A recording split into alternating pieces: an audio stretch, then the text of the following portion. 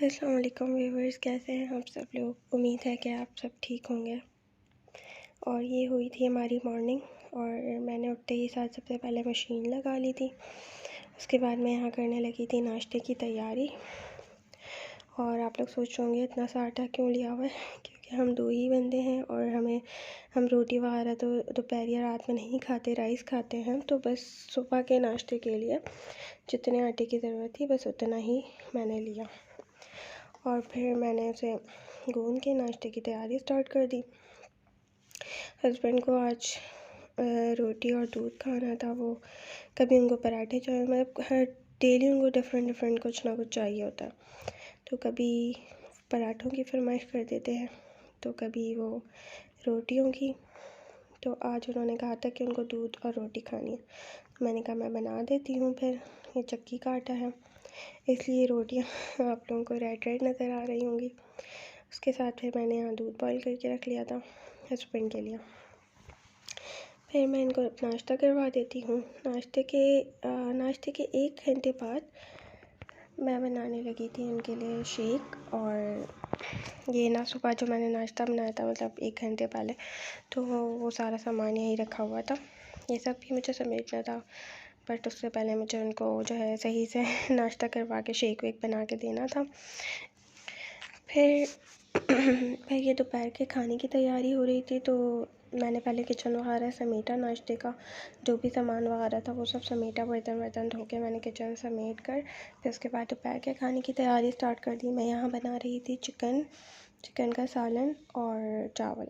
उसके बाद जो है सालन और चावल मेरा तकरीबन रेडी था। साथ साथ मेरे कपड़े भी धुल रहे थे और आपको पता है जब कपड़े धुल रहे होते हैं तो कितनी भूख लगती है। तो बस जब मैं मशीन लगाती हूँ तो बस मैं जल्दी खाने वाने की तैयारी कर लेती हूँ साथ साथ।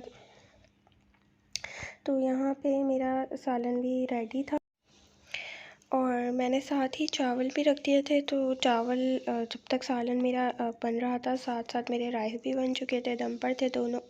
सालन और चावल दोनों साथ ही दम पर कर दिए थे मैंने।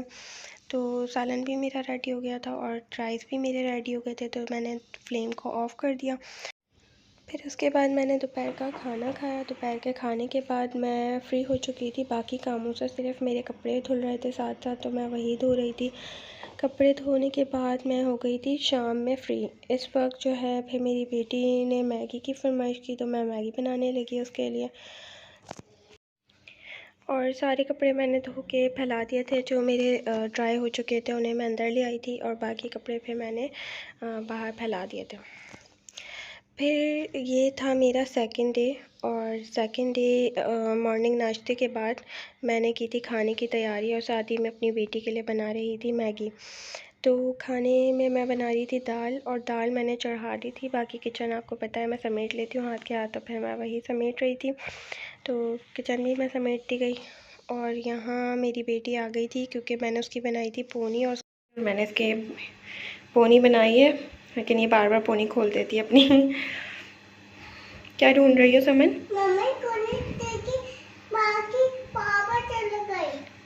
गुम हो गई पोनी। बाल नहीं बनवाती है, चॉकलेट की लालच देके बाल बनवाई है इसके। बाल बनाए मैंने इसके। चलो मैं दोबारा बना देती हूँ आपको। वो गुम हो गया है। चलो मैं आपको दूसरी पोनी बना देती हूँ, ठीक है। और मेरा डोरमेट जो है ना ख़राब हो गया, इसको अवॉइड करें। मुझे न्यू लाना, असल में मैंने इसको वॉश करने के चक्कर में वॉशिंग मशीन में डाल दिया था और ये ख़राब हो गया। अब मुझे नया लाना पड़ेगा। चल आजा,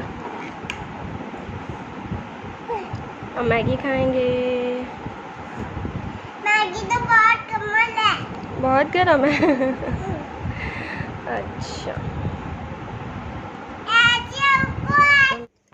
तो जो कपड़े मैंने कल वॉश किए थे तो मैंने इनको समेटना स्टार्ट कर दिया था। तो मैं इनको समेटने लगी थी और साथ ही साथ मैं अपनी बेटी को भी अपने साथ ले आई थी अपनी हेल्प के लिए।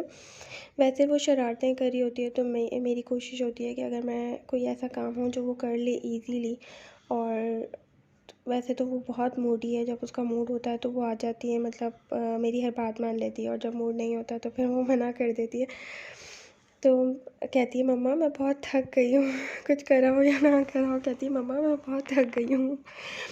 तो आज वो बहुत ज़्यादा मूड में थी, तो मैंने कहा कि भाई बड़े कपड़े तो मैं ख़ुद रख लूँगी, जो उनकी जगह है भाई कबर्ड वगैरह में, वो तो बेटी नहीं रख सकती, लेकिन छोटे मोटे जो कपड़े हैं जैसे कि बास्केट या ड्रॉर के जो कपड़े हैं, सॉक्स वगैरह और समन के अपने, मेरी बेटी के अपने वो कपड़े जो बास्केट में रखे जाते हैं, तो मैं उसको वो देती हूँ थोड़ा थोड़ा कि वो भी चलते फिरते ये चीज़ें समेटती जाए, ताकि मुझे भी प्रॉब्लम ना हो।